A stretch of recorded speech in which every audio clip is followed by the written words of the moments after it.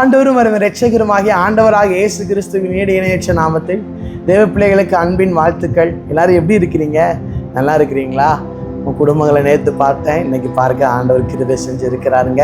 கர்த்தர் உங்களை குடும்பத்தையும் ஆசீர்வதிப்பார். அந்த நாட்களில் நீங்கள் எனக்காக என் குடும்பத்திற்காக ஜெபிக்கிறது எனக்கு ரொம்ப சந்தோஷம். அநேகர் வாட்ஸ்அப்பில் மெசேஜ் அனுப்பி எங்களை உற்சாகப்படுத்துகிறீங்க, எங்களுடைய தாயை குறித்து கேட்குறீங்க, எங்களுடைய குடும்பங்களை குறித்து விசாரிக்கிறீங்க. கர்த்தர் உங்களை ஆசீர்வதிப்பார். உங்களை மீண்டும் யாவரையும் தீர்க்க தரிசன சிலுவை தியான நிகழ்ச்சிற்கு அன்புடன் வரவேற்கிறேன். திருப்பிக் கொள்ளுவோம் நம்மளுடைய தியானத்திற்காக. 6:54 பாருங்கள். என் மாம்சத்தை புசித்து என் இரத்தத்தை பானம் பண்ணுகிறவனுக்கு நித்திய ஜீவன் உண்டு. நான் அவனை கடைசி நாளில் எழுப்புவேன். என் மாம்சத்தை புசித்து என் இரத்தத்தை பானம் பண்ணுகிறவனுக்கு நித்திய ஜீவன் உண்டு. இயேசு கிறிஸ்துவின் இரத்தம் நமக்கு நித்திய ஜீவனை தருகிறது.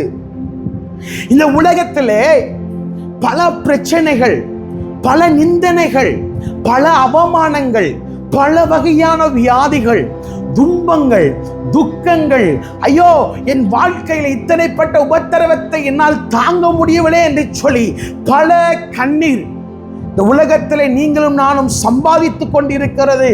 அழுகையும் சோர்வுகளும் அவமானத்தையும் எடுத்துக்கொண்டிருக்கிறோம். ஏன் இந்த உலகத்தில் இத்தனை கஷ்டம்?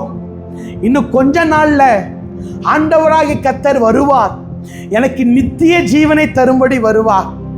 அந்த நித்திய ஜீவனிலே மரணம் இல்லை, கண்ணீர் இல்லை, பசி இல்லை, விபச்சாரங்கள் இல்லை, அசுத்தங்கள் இல்லை, வியாதிகள் இல்லை என்று சொல்லி நாம் எல்லாம் இக்காலத்து பாடுகள் இனி வெளிப்பட போகிற மகிமைக்கு ஒப்பானதல் என்று சொல்லி நம்மை பலப்படுத்தி கொண்டிருக்கிறோம்.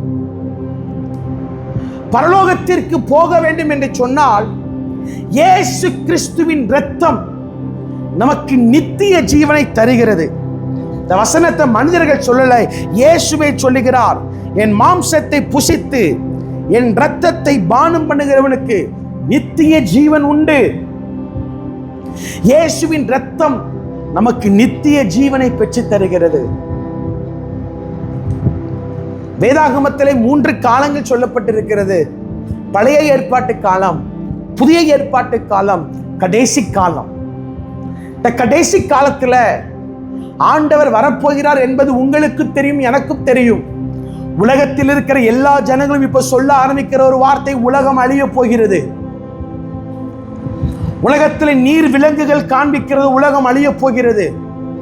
பறவைகள் ஆங்காங்கே மடிந்து விழுகிறது காண்பிக்கிறது, உலகம் அழிய போகிறது. எரிமலைகள் ஆங்காங்கே வெடித்து சிதறுகிறது கேள்விப்படும் பொழுது உலகம் அழிய போகிறது. பஞ்சங்களும் பசிகளும் கொள்ளை நோய்களும் வரும் பொழுது இயேசுவை அறிந்த ஜனங்களும் அறியாத ஜனங்களும் சொல்லுகிறார்கள், உலகம் அழிய போகிறது. ஆம், இந்த உலகமானது வெந்து உருகி போகும் என்று வேதம் நமக்கு சொல்லித் தருகிறது. அப்போ இக்காலத்துல இருக்கிற இந்த உலகமானது ஒரு 100 வருடங்கள் தான் நம்ம வாழப் போகிறோம். ஆனால் தேவ ராஜ்யத்தில் கட்டப்பட்டிருக்கிற அந்த உலகத்தை யுக யுக யுக யுகமாய் நாம் வாழப் போகிறோம். 1000 வருட அரசாட்சிகள். இந்த பரலோகத்திற்கு நாம் போக வேண்டும் என்று சொன்னால் இந்த இயேசு கிறிஸ்துவின் இரத்தம் நமக்கு தேவைப்படுகிறது. என் மாம்சத்தை புசித்து என் இரத்தத்தை எந்த தேவ பிள்ளை பானம் பண்ணுகிறாளோ அவளுக்கு நித்திய ஜீவன் உண்டு. உங்களுக்கும் எனக்கும் நித்திய ஜீவனை தரும்படியாக தான் குமாரனாகிய இயேசு அவர் தம்மை தாமே அழித்துக் கொண்டார். தம்முடைய அழகான முகத்தை அசிங்கமாய் மாற்றினார். தம்முடைய பரிசுத்த இரத்தத்தை அவர் சிந்தி போட்டார்.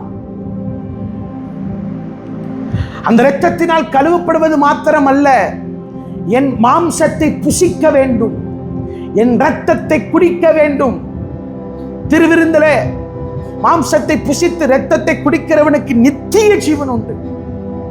ஆண்டவர் ஆணித்தரமா சொல்றார், அவனுக்கு நித்திய ஜீவன் நான் ஏற்படுத்தி தருவேன்னு சொல்றார். அல்லேலூயா. அப்போ அந்த ஆண்டவருடைய இரத்தம் நமக்கு கடைசியா எதை தருகிறது? நித்திய ஜீவனை தருகிறது. அடுத்த ஆண்டவர் சொல்லுகிறார், கடைசி நாளில் அவனை எழுப்புவேன். இயேசுடைய ரகசிய வருகை காலத்துல பரிசுத்தவான்கள் மரித்தவர்கள் எல்லாரும் எழும்புவார்கள். அதான் அன்று சொல்ல, அவனை கடைசி நாளில் எழுப்புவேன். நம்மளையும் கர்த்தர் எழுப்புவார். அதுக்காக தான் இந்த இரத்தத்தை சிந்திருக்கிறார்.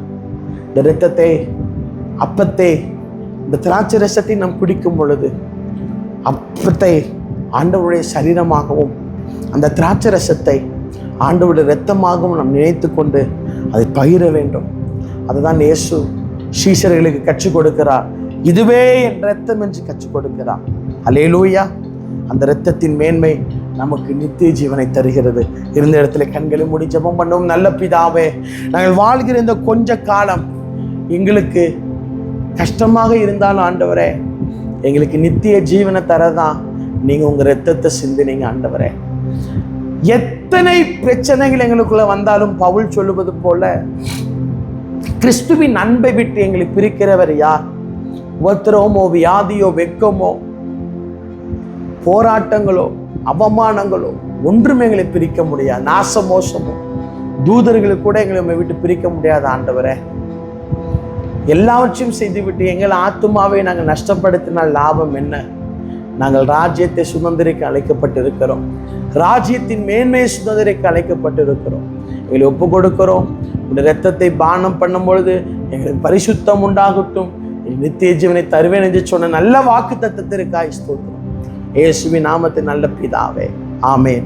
அவர் நமக்கு நித்திய ஜீவனை தருவார். பிரியமானவர்களே, தொடர்ந்து ஊழியங்களுக்காக ஜெபிக்கிறீங்க. தொடர்ந்து ஜெபம் பண்ணிக்கொள்ளுங்க. தொடர்ந்து ஊழியங்கள் இருக்கிறது, ஓட்டங்கள் இருக்கிறது, பிரயாணங்கள் இருக்கிறது. வாகனத்தில் போகும்போது வரும்போதும் ஆண்டவர் பாதுகாத்து கொள்ளணும். நல்ல வார்த்தை வெளிப்பாட்டை ஆண்டவர் தரணும். அநேகர் சுகமாகணும். ஜெபம் பண்ணிக்கொள்ளுங்க. உங்களுக்காகவும் குடும்பத்துக்காக நான் ஜெபம் பண்ணிக்கொள்கிறேன். இது அநேகருக்கு ஷேர் பண்ணுங்க, அநேகரை பார்க்க சொல்லுங்க. கர்த்தர் உங்களை ஆசீர்வதிப்பார். ஆமென்.